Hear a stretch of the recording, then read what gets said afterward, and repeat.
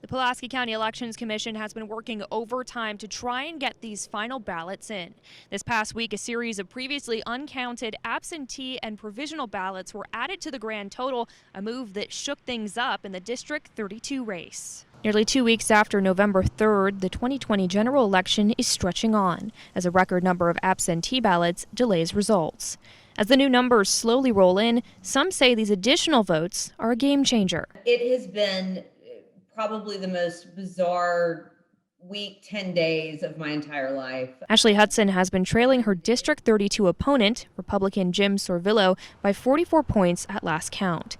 But when those additional ballots were counted, the district flipped, and Hudson found herself leading by 25 points. I'm elated, but cautiously so.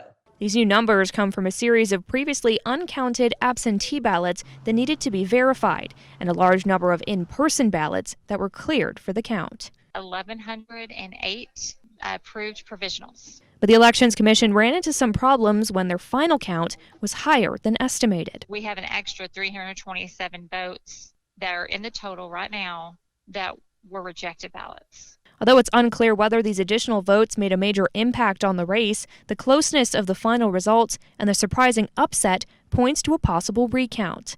Sorvillo, in a statement, says he's keeping an eye on the results, and we must do our part to assure that lawful votes of lawful voters are counted, and counted only once, and not diluted by disqualified ballots or other irregular ballots that did not meet legal requirements, end quote.